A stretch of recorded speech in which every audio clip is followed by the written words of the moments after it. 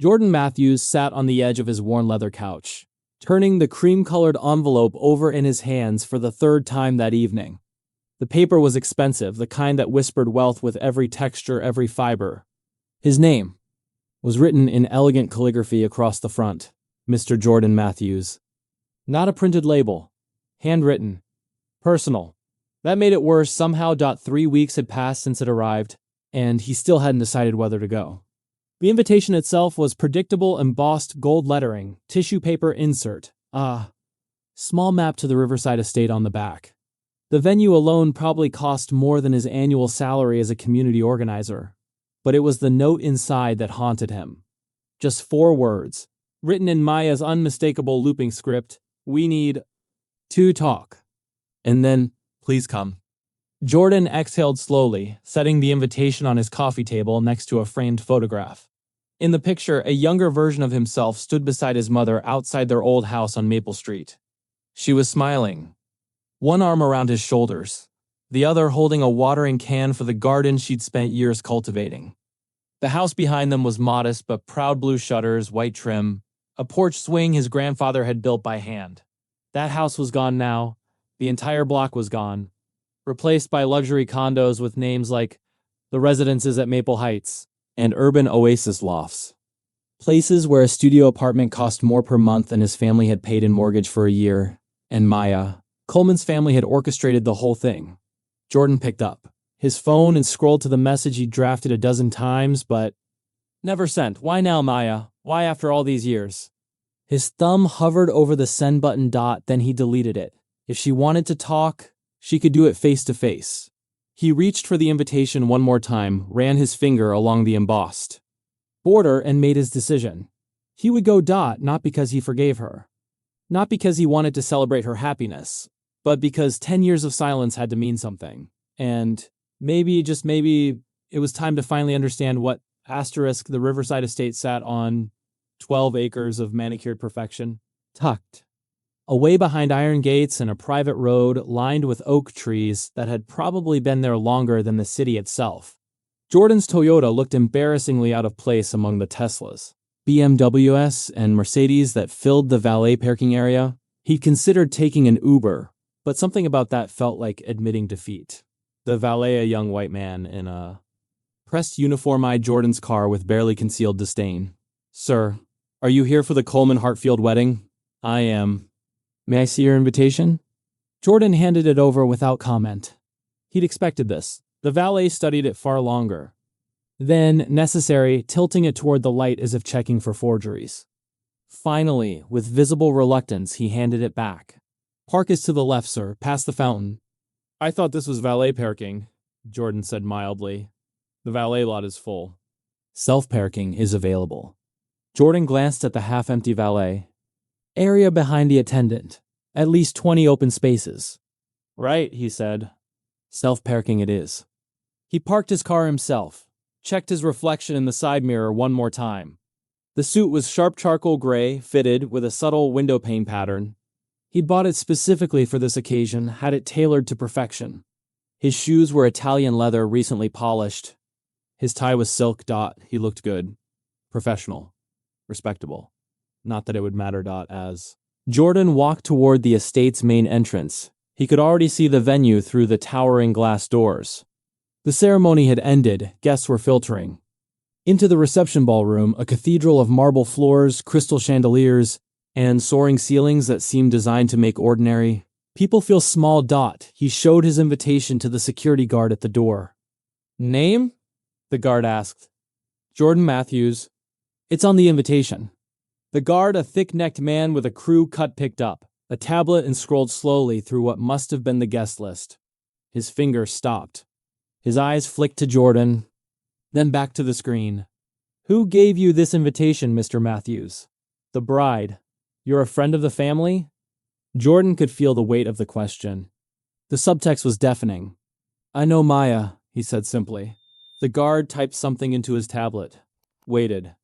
Finally, his earpiece crackled with a response Jordan couldn't hear. Step aside for a moment.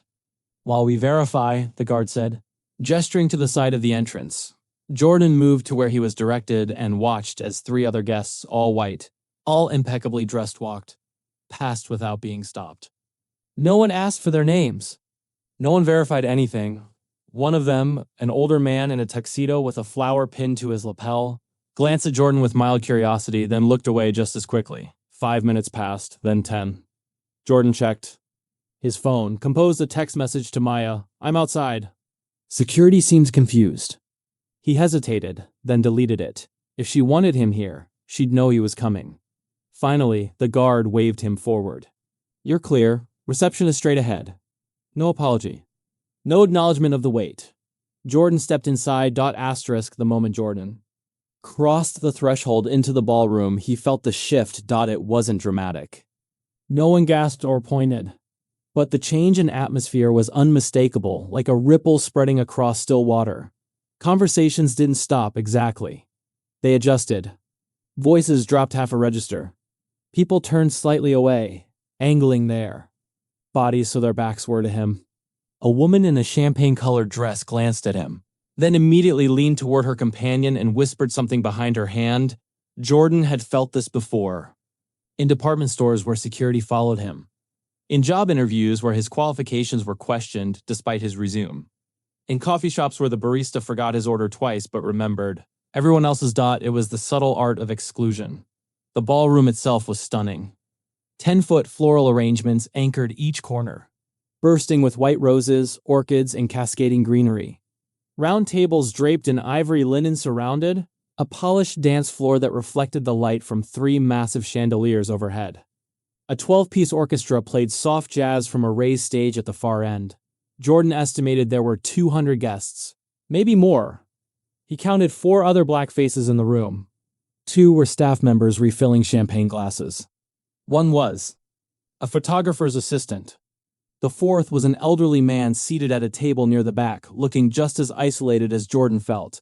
He made his way toward the seating chart, a massive gilded frame displaying table assignments written in the same elegant calligraphy as his. Invitation. His eyes scanned the names. Table 18, the farthest table from the head table, tucked in a corner near the kitchen doors. Of course, as he moved through the crowd, the small cruelties multiplied. A woman sitting at table 12 saw him approaching, then quickly placed her designer handbag on the empty chair beside her. She smiled apologetically at nothing in particular and turned away. A group of men in expensive suits formed a tight cluster near the bar, their backs creating an impenetrable wall. Jordan waited politely for them to notice him and make space. They didn't. He cleared his throat. "Excuse me." One of them glanced over his shoulder, a man in his 50s with silver hair and a Rolex that caught the light. "The staff entrance is in the back," he said coolly. "I'm a guest," Jordan replied evenly. The man's eyes traveled slowly down Jordan's suit and back up. "Are you sure you have the right wedding?" Jordan held up his invitation without a word. The man's expression flickered surprise, then something harder. "Huh," he muttered, then turned back to his conversation as if Jordan had ceased to exist. Jordan stepped around the group and approached the bar on his own. The bartender, a young woman with her hair pulled back in a tight ponytail, smiled brightly at the couple ahead of Jordan. "What can I get for you?" she chirped, pouring champagne and mixing a cocktail with practiced efficiency. When Jordan stepped up, her smile dimmed. "What do you need?" she asked. "Not want. Need. Whiskey. Neat." She poured it quickly, set it on the bar without meeting his eyes, and immediately turned to the next guest. Jordan took his drink and finally made his way to table 18, 6 seats. 5 already occupied by people who clearly knew each other. 2 couples and an older woman who might have been someone's grandmother. They were deep in conversation, laughing about something. Completely at ease. Jordan pulled out the one empty chair. The conversation paused. "Hi," Jordan said. "I think this is my seat." The older woman glanced at his place card, then at him. "Oh," she said flatly. "Yes, I suppose it is." Jordan sat down. No one introduced themselves. No one asked his name. The conversation resumed, but it was different now, quieter, more guarded. They talked around him as if he were a piece of furniture. Jordan sipped his whiskey and scanned the room, looking for Maya. He spotted her near the head table, radiant in a dress that probably cost more than his car. She was laughing at something her new husband said, one hand resting on his arm. the other holding a champagne flute. She looked happy. Genuinely happy. Jordan felt something twist in his chest. Not jealousy. Something more complicated. He pulled out his phone and opened his messages. Typed quickly. I'm inside. And they're doing exactly what you said they would. He hit send. Across the room, Maya's phone sitting on the head table lit up. She didn't notice. But someone else did, Maya's mother, Carolyn. Coleman was a woman who had mastered the art of appearing warm while being ice-cold beneath. She wore pearls and a champagne-colored gown that matched the bridesmaids' dresses, her blonde hair. Styled in perfect waves. She noticed Maya's phone buzzing, glanced at the screen, then froze. Her eyes swept the room and landed on Jordan. For a moment, they locked eyes across the ballroom. Caroline's expression didn't change, but something shifted in her posture. She set down her champagne, leaned toward her husband Richard Coleman, the man who had overseen the redevelopment of Jordan's old neighborhood, and whispered. Something. Richard's head turned. He saw Jordan. Recognition flashed across his face. Followed immediately by anger. Jordan raised his glass, slightly in acknowledgement. Richard's jaw tightened. Caroline placed a hand on his arm, not affectionate, restraining. She said something else, and Richard nodded once. Sharply. Then Caroline started walking toward Jordan. She moved with the practiced grace of someone who had navigated hundreds of social situations like this, smiling at guests, pausing to accept compliments, making her way across the room without appearing to be in any hurry. But Jordan could see the calculation in her eyes. She arrived at table 18 just as the waiter was making rounds with champagne. He poured for everyone at the table, except Jordan. The waiter's tray hovered near Jordan's glass for half a second, then moved on. No one at the table seemed to notice. Caroline did. Sweetheart, she said, and her voice was honey over steel. I don't believe we've been introduced. Jordan stood, extending his hand. Jordan Matthews, I'm an old friend of Maya's. Caroline's handshake was brief and cold. How lovely. And you're seated here? Table 18, Jordan confirmed. She glanced at the place card, then back at Jordan. I'm afraid there may have been some confusion with the seating arrangements. These seats are typically reserved for family. The invitation said table 18, Jordan said calmly. Yes, well, invitations can be tricky. Her smile never wavered. Perhaps you'd be more comfortable on the terrace? It's much more intimate and the view is spectacular. Translation, please leave. I'm comfortable here, Jordan said. Caroline's smile tightened. Sweetheart, I think you may have misunderstood the nature of the invitation. This is a very private family event. I was invited by the bride, Jordan said. Personally. Something flickered in Caroline's eyes, surprise or concern. Jordan couldn't tell which. Before she could respond, Richard Coleman appeared at her side. He was taller than, Jordan remembered. Broader. The kind of man who took up space not just physically, but psychologically. He wore power like a second skin. You, Richard said, and his voice was low and dangerous. You have some nerve showing up here. Jordan met his gaze without flinching. I have an invitation. I don't care what you have. You're not welcome. Richard, Carolyn murmured, placing a hand on his arm again. Not here. Not now. But Richard wasn't listening. He stepped closer, his voice dropping to a harsh whisper. After everything you and your family tried to pull, the lawsuits, the protests, the lies, Jordan's hand moved slowly to his jacket pocket. He tapped his phone, once activating the voice recorder. What lies? Jordan asked quietly. You know exactly what I'm talking about. Your mother tried to sabotage a legitimate development project with false claims of discrimination. My mother, Jordan interrupted, lost her home. The home she'd lived in for 30 years. She was compensated fairly under. She was lowballed, and you know it. Every black family on that block was. Richard's face flushed. That's absurd. The city approved every. Why did you come? Richard demanded, changing tactics. Jordan reached into his jacket. The movement made Richard tense. Several guests at nearby tables turned to watch. Jordan pulled out a folded piece of paper. Old, creased, stamped with red ink. An eviction notice. He held it up, so Richard could see it. To return something that belongs to the bride, Jordan said. Richard's expression shifted from anger to confusion. What are you talking about? Jordan turned the notice so Carolyn could see it too.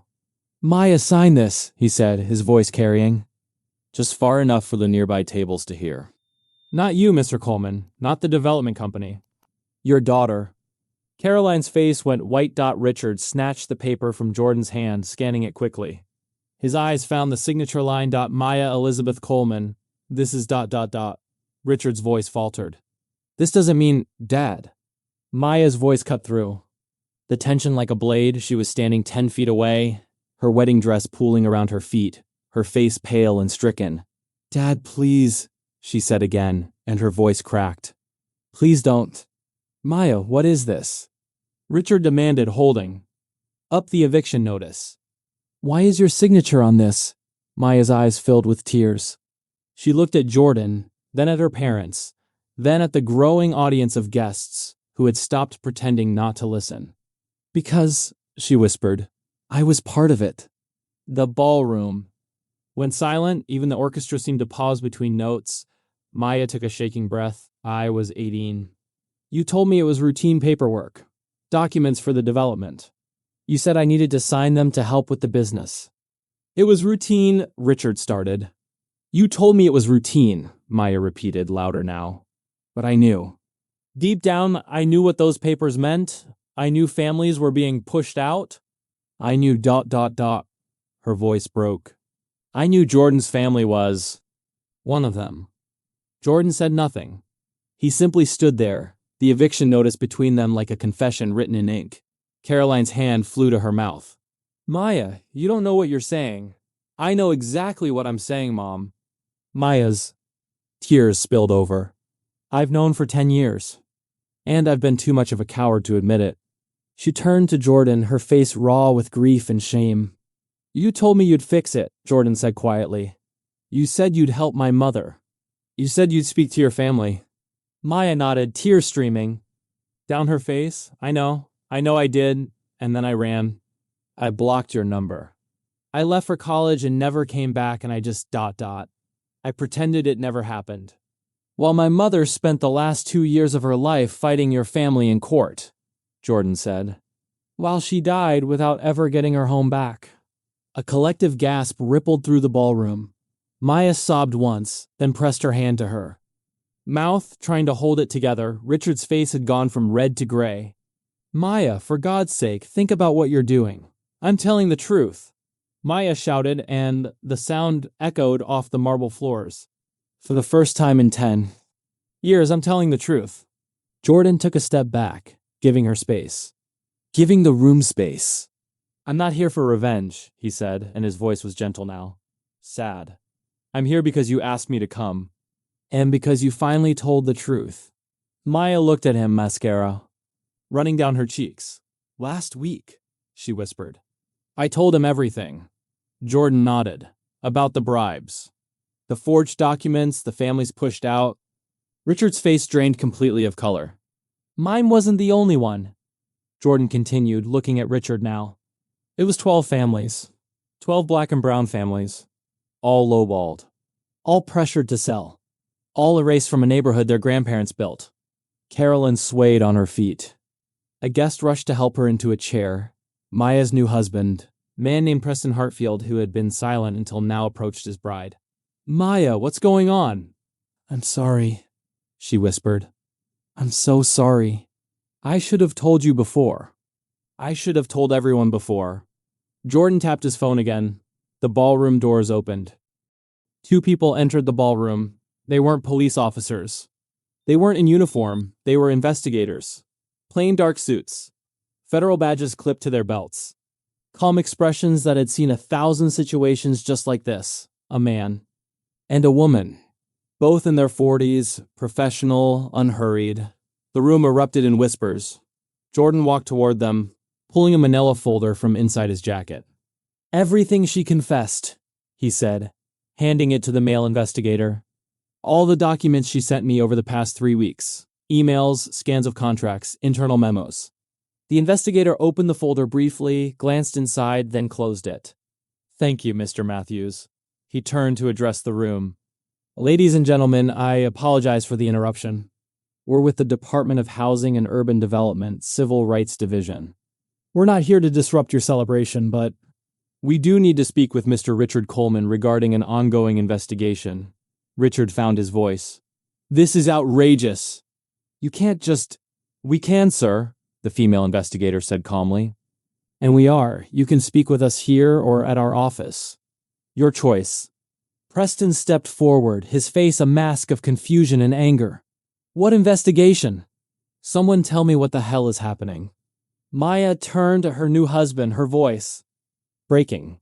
10 years ago, my father's company displaced dozens of families through discriminatory practices. They targeted black and brown homeowners, undervalued their properties, used legal pressure and technicalities to force them out. It was business, Richard started. It was discrimination, Maya cut in. And I signed off on some of the paperwork. I didn't understand what I was doing, or maybe I did and I just didn't want to face it. But Jordan's family lost everything. His mother died fighting to get justice. She turned back to Jordan, her whole body shaking. 2 months ago, I couldn't sleep anymore. I couldn't look at myself in the mirror, so I reached out to Jordan. I told him everything. I sent him every document I could find. Every email. Every piece of evidence that proved what my family did. Preston's face had gone pale. You gave evidence against your own father? Yes, Maya whispered. Why? Richard roared. Why would you do this? Why would you destroy everything I built? Maya flinched but held her ground. Because it was built on other people's suffering. Because 12 families deserved better. Because Jordan's mother deserved better. She looked at Jordan, tears streaming down her face. You asked me what justice looks like now. Jordan said nothing. He simply nodded. The male investigator stepped forward. Mr. Coleman, we need you to come with us. I'm not going anywhere without my lawyer. That's your right, sir. You can call them on the way. Carolyn stood, her voice shrill with panic. Richard, don't say anything. Don't sign anything. This is Mrs. Coleman, the female investigator said gently but firmly. I'd advise you to let your husband cooperate. This will be much simpler for everyone. The room had descended into chaos. Guests were pulling out their phones, filming, whispering. Some were slipping toward the exits. Preston grabbed Maya's arm, not roughly, but urgently.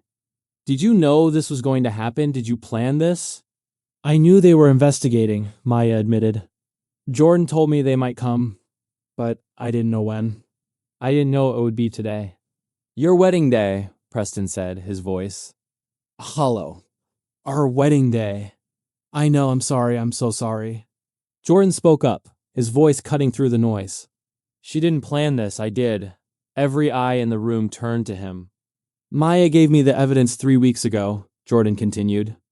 I gave it to the investigators 2 weeks ago. They've been building their case. I asked them not to move until after the wedding, but Maya insisted they move forward whenever they were ready. He looked at Maya. She wanted the truth out, no matter what it cost her. Richard was being escorted toward the doors now, the investigators, flanking him on either side.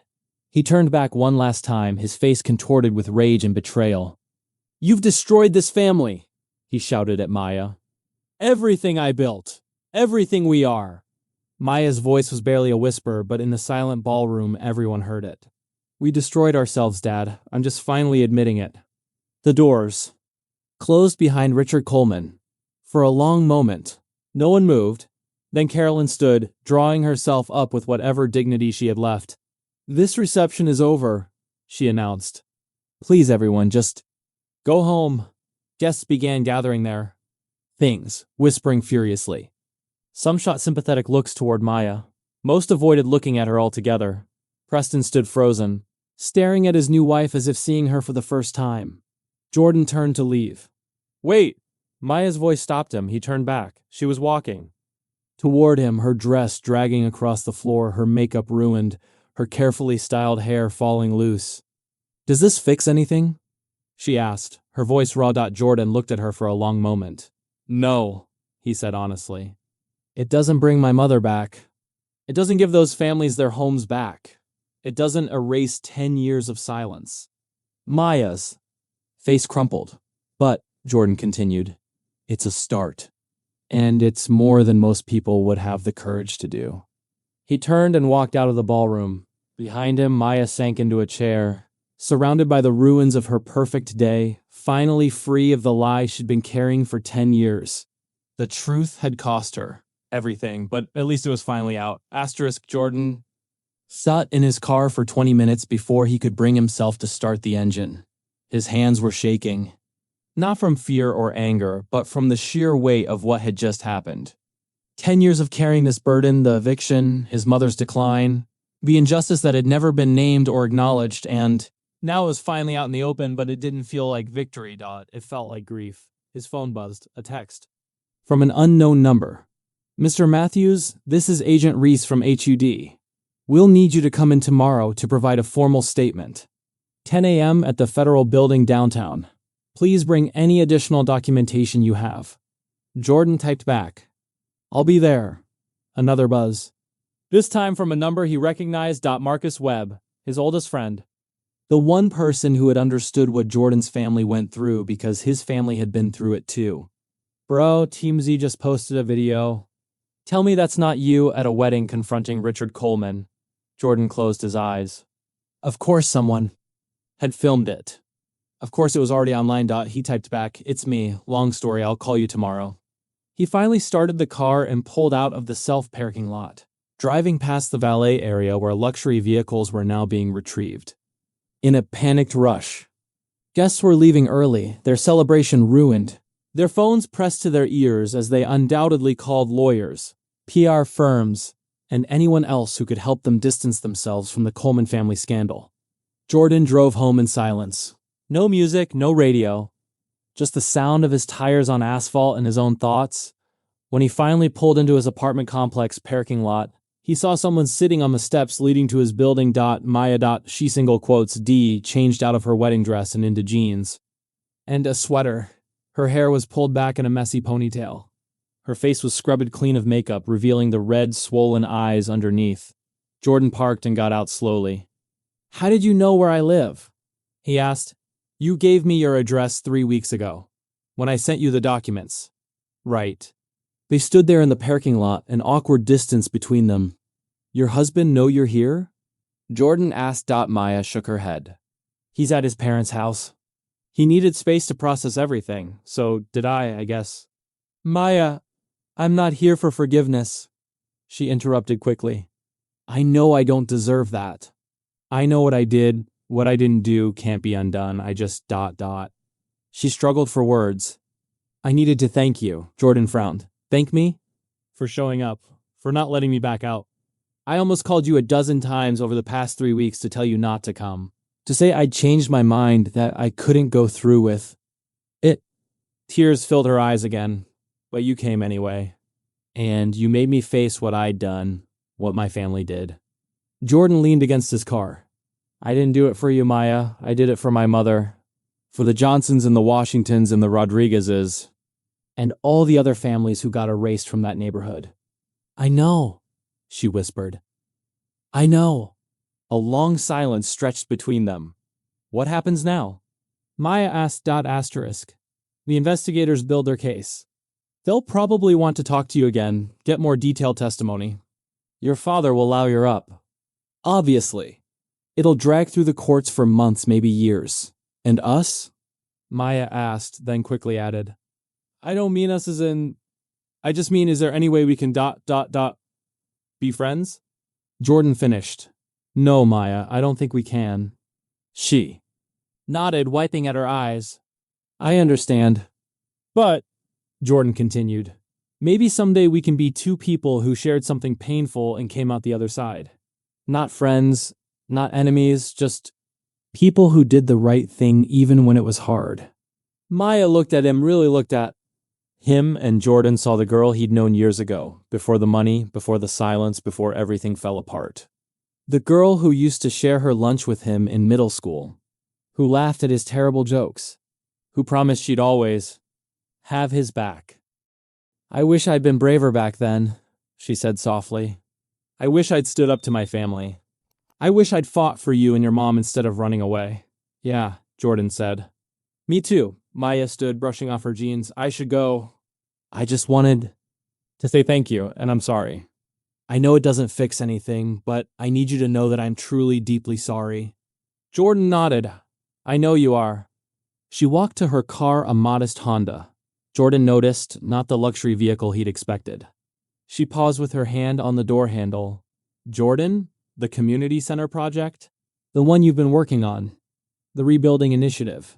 What? About it? I have money. A trust fund my grandmother left me. My father can't touch it. She turned to face him. I want to donate it. All of it.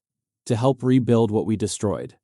Jordan studied her face, looking for any hint of performative guilt or self-serving redemption. He found only exhaustion and sincerity. Send the details to my lawyer, he said finally. They'll set it up properly. Make sure it goes through the right channels. Okay.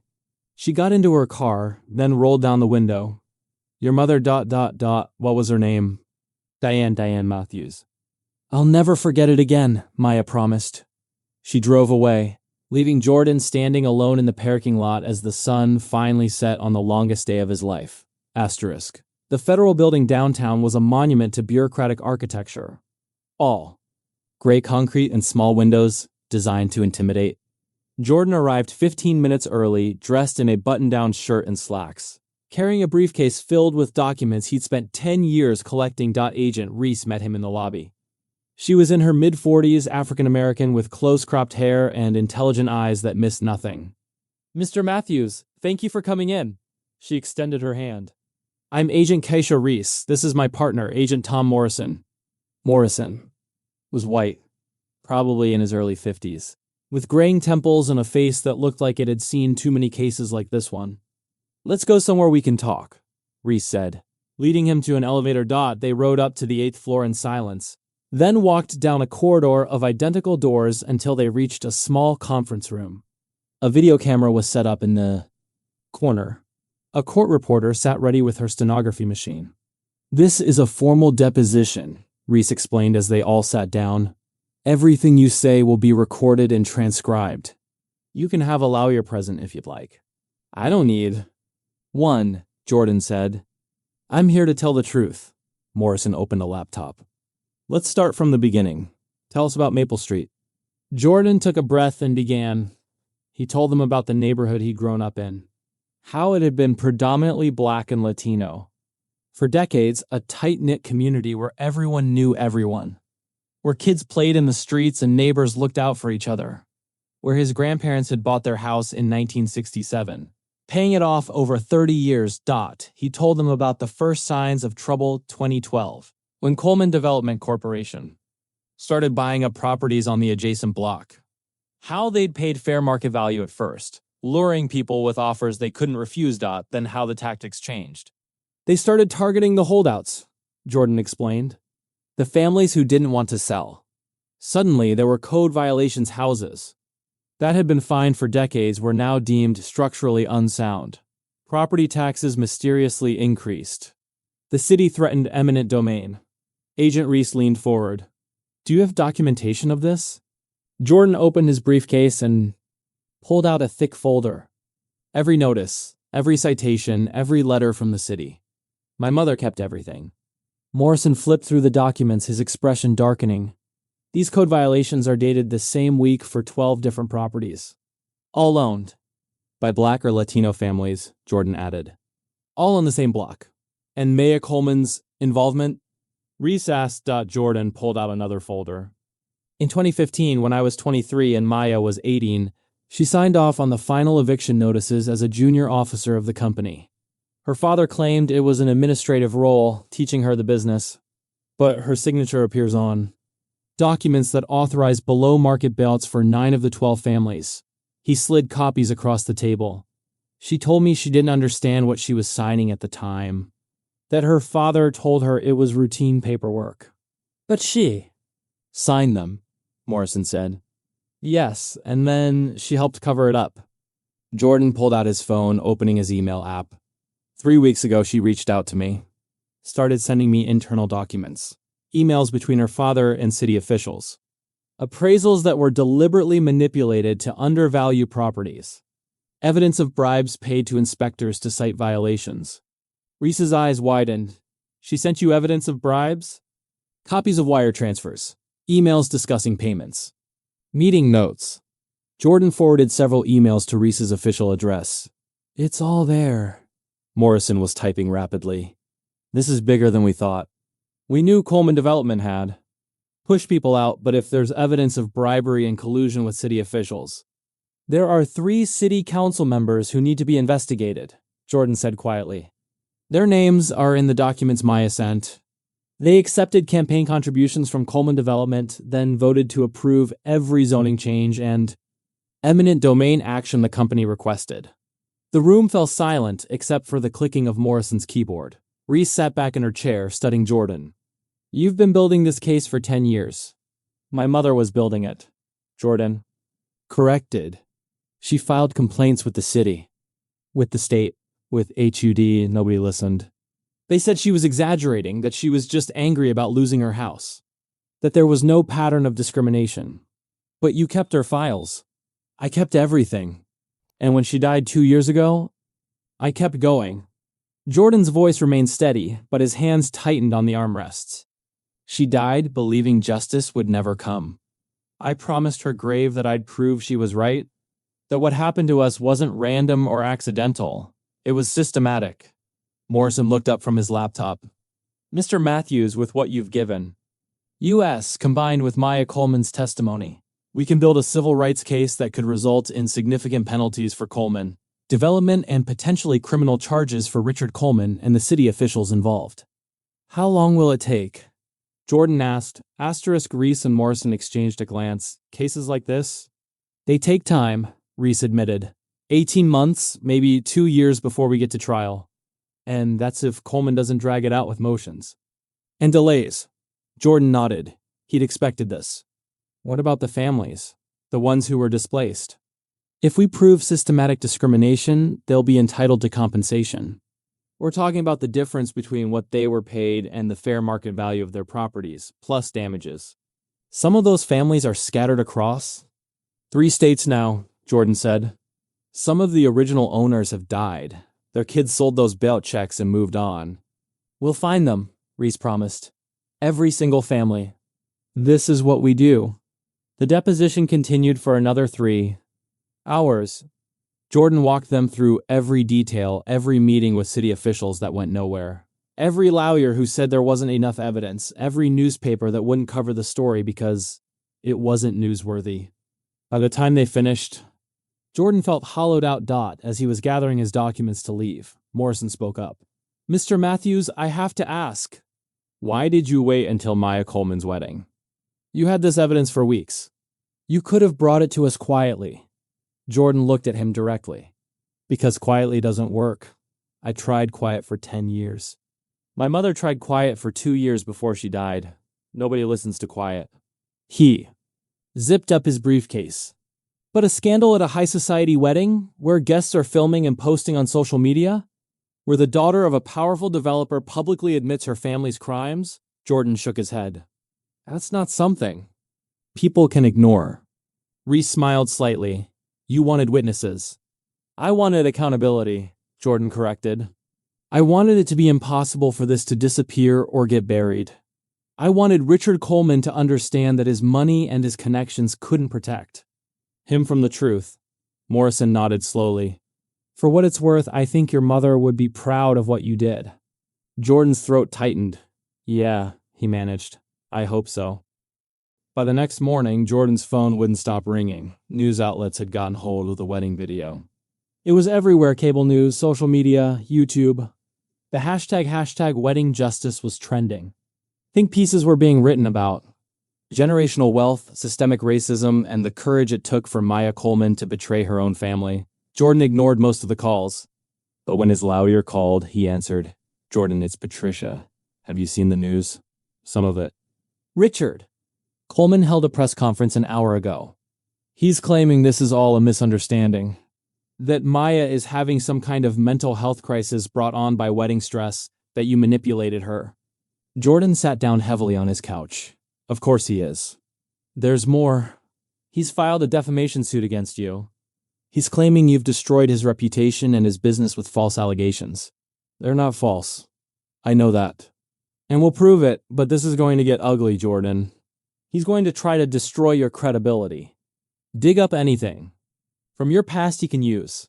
Make you the villain in this story. Let him try, Jordan said quietly. I've got nothing to hide. What about Maya? Have you heard from her?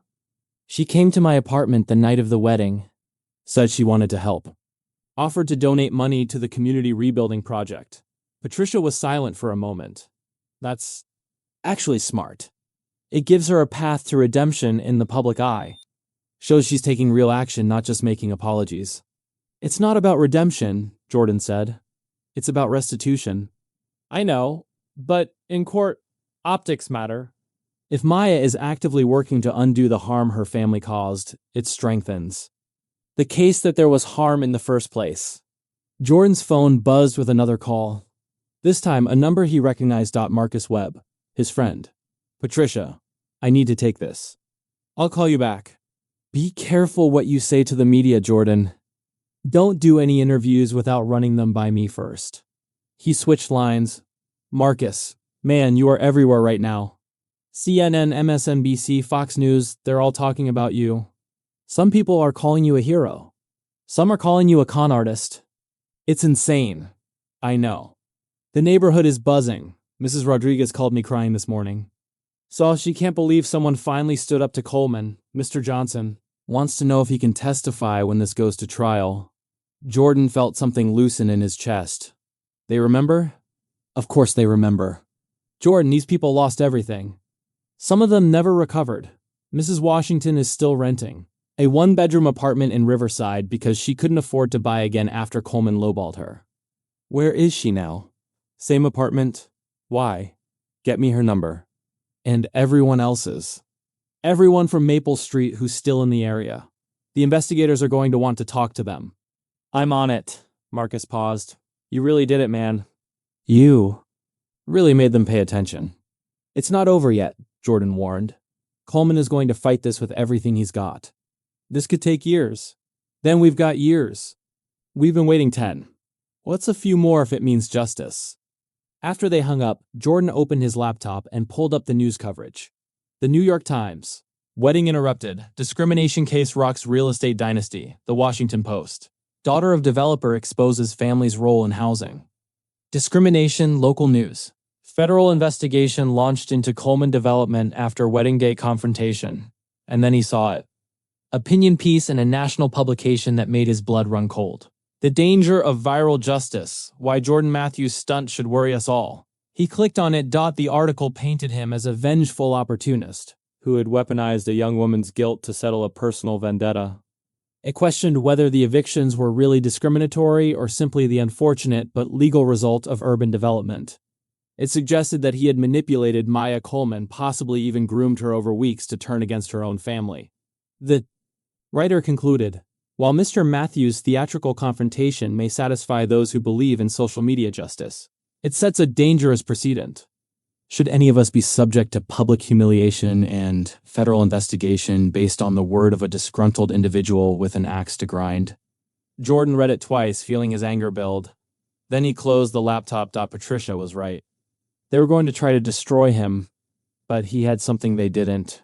The truth, documented and undeniable. And he had survived worse than Richard Coleman's lawyers. The courthouse was packed. Jordan sat in the front row behind the prosecution table, though this wasn't technically a criminal trial yet, just a civil rights hearing to determine if there was enough evidence to proceed with federal charges. The distinction didn't matter much to the families who had shown up, filling every available seat. Mrs. Rodriguez was there, wearing her Sunday best. Mr. Johnson sat with his adult daughter. Mrs. Washington had tears in her eyes before the proceedings. Even began. And Maya Coleman sat in the witness box. She'd cut her hair short, lost weight. The polished debutante from 18 months ago was gone, replaced by someone who looked haunted but determined. The defense attorney, a man named Harrison. Kraft, who cost more per hour than Jordan made in a week paced in front of her. Miss Coleman, you were 18 years old when you signed these documents, correct? Yes. Still a teenager. Inexperienced. Eager to please your father. Yes, Maya agreed. But that doesn't mean I didn't know what I was doing was wrong. Crafts. Smile didn't reach his eyes. Isn't it true that you were diagnosed with anxiety and depression following your wedding? Objection. The prosecuting attorney, a fierce woman named Janet Yates, stood up. Miss Coleman's mental health is not relevant to the facts of the case. It's relevant to her credibility, Your Honor, Kraft countered. The judge, an older black woman named Constance Harper, looked at Kraft over her glasses. I'll allow it, but tread carefully, counselor. Kraft turned back to Maya. Were you diagnosed with anxiety and depression? Yes, I've been in therapy for the past year. Because of the guilt you felt about betraying your family? No, Maya said clearly. Because of the guilt I felt about not stopping them sooner. A murmur ran through the courtroom. Kraft changed tactics. Miss Coleman, isn't it true that you've been romantically involved with Mr. Matthews? Maya's eyes widened. What? No, that's absurd. Then why did you reach out to him specifically? Why not go to the authorities directly? Because Jordan was the one person I knew I couldn't lie to, Maya said. He knew what happened. He lived through it, and I owed him the truth. How convenient. Kraft said smoothly. You owed him the truth, and coincidentally, providing that truth resulted in you receiving significant positive media coverage. The redemptive heiress trying to make amends. I don't care about media coverage. Maya's voice cracked. I care about the fact that 12 families lost their homes because my father decided their neighborhood would be worth more without them in it. Alleged lost homes. They're not alleged. They're real. The Washingtons lived on Maple Street for 40 years. Mrs. Rodriguez raised 4 children in that house. Mr. Johnson's father built their front porch with his own hands. Maya was crying now, but she didn't stop. And my family took all of that away because those houses were worth more empty than with people living in them. Because the neighborhood was worth more gentrified than diverse. The courtroom was silent. Kraft tried one more time. Miss Coleman, your father is facing criminal charges because of your testimony. Doesn't that bother you? Maya looked directly at Richard Coleman, who sat stone-faced at the defense table. What bothers me, she said quietly, is that he taught me to value money over people. That he made me complicit in destroying lives and then told me it was just business. That he's sitting here acting like he's the victim when families are still displaced. Still struggling, still traumatized by what he did. She turned back to Kraft. So no, it doesn't bother me that he's facing consequences. It bothers me that it took this long. Kraft had no response to that dot when Maya stepped down from the witness box 3 hours later. After providing meticulous testimony about every document she'd signed, every meeting she'd attended, every warning she'd ignored, Jordan caught her. Aye, she nodded once, he nodded back. They weren't friends. They probably never would be. But they were on the same side of justice now. Asterisk. It took the judge 3 weeks to issue her ruling. When the court reconvened, Jordan sat in the same seat he'd occupied during the hearing. This time, even more people crowded the courtroom. National media had cameras outside. Local activists held signs supporting the Maple Street families. Judge Harper entered, and everyone stood. She sat, arranged her papers, and looked out over the courtroom with the gravitas of someone who understood the weight of this moment. This case, she began, represents a disturbing pattern of discrimination in housing development that this court cannot and will not ignore. Jordan's heart pounded. The evidence presented demonstrates that Coleman Development Corporation engaged in systematic targeting of minority homeowners through undervaluation, intimidation, fraudulent code violations, and bribery of public officials. Richard Coleman's lawyer stood. Your Honor, we maintain— Sit down, Mr. Kraft, Judge Harper said sharply. I've heard your arguments.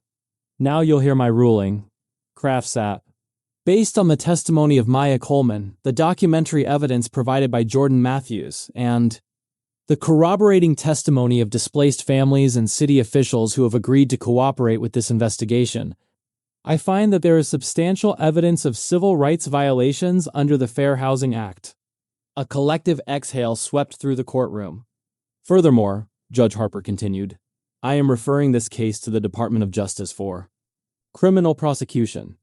The evidence of bribery, fraud, and conspiracy is sufficient to warrant criminal charges against Richard Coleman and 3 city council members whose names are detailed in the case files. Richard Coleman's face had gone ashen. As for restitution, Judge Harper said, and now her voice softened slightly, every family displaced from the Maple Street corridor is entitled to compensation equal to the current fair market value of their properties, minus the amount they were originally paid, plus damages for emotional distress and lost equity. Mrs. Rodriguez sobbed openly. Mr. Johnson gripped his daughter's hand. Mrs. Washington whispered, "Thank God, thank God." Additionally, Judge Harper continued, Coleman Development Corporation is hereby ordered to contribute $15 million to a community rebuilding fund to be administered by a board of trustees composed of former Maple Street residents and community advocates. Jordan closed his eyes, feeling tears press against his eyelids. "Mr. Coleman," Judge Harper addressed Richard directly, "you used your wealth and influence to destroy a community because you determined that land was more valuable without the people who had built their lives there. You targeted families based on race and ethnicity because you believed they were powerless to fight back. You corrupted public officials and abused legal systems meant to protect citizens." She paused, letting the words sink in. "This court hopes that the consequences you now face will serve as a warning to others who might consider similar actions. Justice may be slow, but it is not blind to discrimination dressed up as development." She struck her gavel. "This hearing is adjourned." The courtroom erupted. People were hugging, crying, shouting with joy. Reporters rushed for the doors to file their stories. Lawyers gathered their papers with varying expressions of triumph and defeat. Jordan sat still for a moment, letting it all wash over him. Then he felt a hand on his shoulder. "Marcus. You did it, man. You actually did it." "We did it," Jordan corrected. "Everyone who testified. Everyone who kept their documents. Everyone who believed this day would come." He stood and turned to find the families from Maple Street. Mrs. Rodriguez reached him first, pulling him into a fierce hug despite their height difference. "Your mother would be so proud," she whispered. "Diane would be so proud." "I hope so," Jordan managed. One by one, they thanked him, shared their relief, asked what happened next. "Next," Jordan said, "we rebuild. The community fund will help us purchase property in the old neighborhood, what's left of it. We'll create affordable housing, a community center, a memorial too. Everyone who was displaced." "A memorial?" Mr. Johnson asked. "With all the names," Jordan confirmed. "So no one forgets what happened. So it never happens again." As the families dispersed, still celebrating, Jordan found himself face to face with Maya. She stood apart from everyone, alone, watching. "Congratulations," she said quietly. "It's not about congratulations," Jordan replied. "It's about accountability." No." She wrapped her arms around herself. "My father's going to prison, isn't he?" "Probably." "Good," she said, and there was no hesitation in her voice. "He should." "What about you?" Jordan asked. "What happens to you now?" Maya smiled sadly. "I'm going back to school, getting a degree in urban planning and housing policy. Figure I should learn how to build communities up instead of tearing them down." "That's good." "And I'm divorcing Preston. We tried to make it work, but ... She shrugged. "Some things you can't recover from." He couldn't see me anymore without seeing that day. The humiliation. The scandal. "I'm sorry," Jordan said, and found that he meant it. "Don't be. He deserves someone who can give him the life he wanted. That's not me anymore." She looked at the family still gathered near the courtroom doors. "Is there room in your rebuilding project for someone who wants to help?" Jordan studied her carefully. "This isn't about redemption, Maya. This is about repair. Hard work, years of it, and people in that community might never fully trust you." "I know," she said, "but I want to try. If you'll let me." Jordan thought about his mother. About what? She would say Diane Matthews had believed in second chances, in growth, in the possibility that people could face their mistakes and become better. "Send me a proposal," Jordan said finally. "Detail what you want to do, how you can help, and why you're committed for the long term. The board will review it." The board? We're forming a community development board. Former residents. Housing advocates. People who know what it means to fight for a neighborhood. He met her eyes. If they approve your involvement, then welcome to the team. If they don't, you respect that. Decision. Maya nodded. Fair enough. She turned to leave, then stopped. Jordan, thank you for not giving up. For making sure my family faced the truth. Thank you for finally telling it, Jordan replied. She walked away, her footsteps echoing on the marble. Jordan stood alone in the emptying courtroom for a moment longer, then pulled out his phone. He opened his photos and found the picture of his mother outside their old house. We did it, Mom, he whispered. Justice took 10 years, but it came. He could almost hear her voice. Baby, justice isn't just about punishment. It's about making sure it doesn't happen again. Now you've got work to do. Jordan smiled, wiped his eyes, and headed for the exit. She was right. The real work was just beginning. Asterisk. The community center stood on the corner of Maple Street and 4th Avenue right where the old Johnson house used to be. It was a beautiful building, modern but warm, with large windows that let in natural light and a garden out front where flowers were just beginning to bloom. Jordan stood at the entrance, watching families arrive for the grand opening. Kids ran across the lawn, laughing. Parents carried dishes for the potluck celebration. Elderly residents moved more slowly, some using walkers, some leaning on family members, but all of them smiling. A memorial wall had been installed near the entrance, polished black granite with gold lettering. 72 names were etched into the stone. All the families displaced from the neighborhood over the years. Not just Maple Street, but the surrounding blocks too. Once Jordan and the investigators started digging, they found the pattern went back 15 years. At the top of the memorial, in larger letters, in memory of those who built this community and in honor of those who fight to preserve it. Jordan ran his fingers over his mother's name, Diane Louise Matthews. Beautiful, isn't it? Jordan turned to find Maya approaching. She wore jeans, a simple t-shirt, and work boots. Her hair was pulled back in a practical ponytail. She carried a clipboard and looked exhausted but happy. The contractor finished the roof yesterday, she reported, and the computer lab is fully set up. 12 new stations with high-speed internet. Mrs. Rodriguez already booked it for her ESL classes. Good, Jordan said. How's the housing project coming? Breaking ground next month. 24 units. All affordable housing with a priority for families who were displaced from the neighborhood. Maya checked her clipboard. We've got 15 applications already. Over the past 3 months, Maya had proven herself.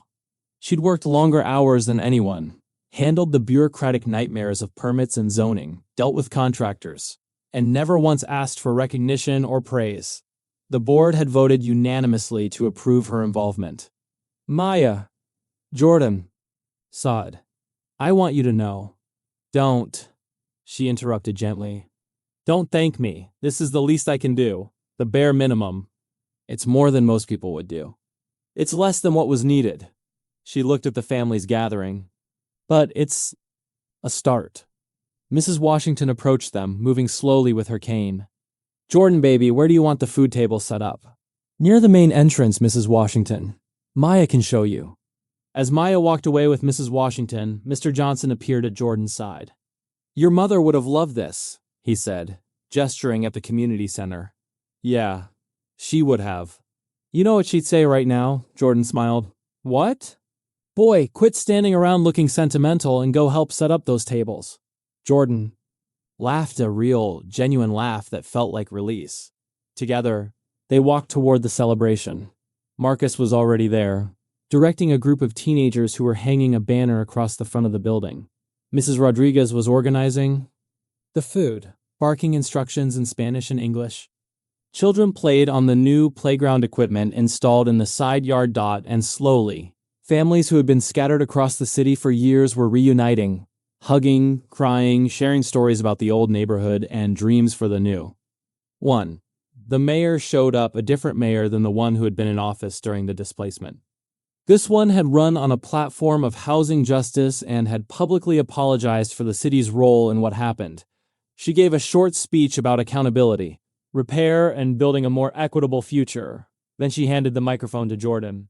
He stood at the podium looking out at faces he'd known his entire life and faces he'd only recently met. Black, brown, white, Asian, the neighborhood had always been diverse. And the new one would be too. 10 years ago, Jordan began, my family lost our home. Not to a natural disaster or personal tragedy, but to a system that decided our neighborhood was worth more without us in it.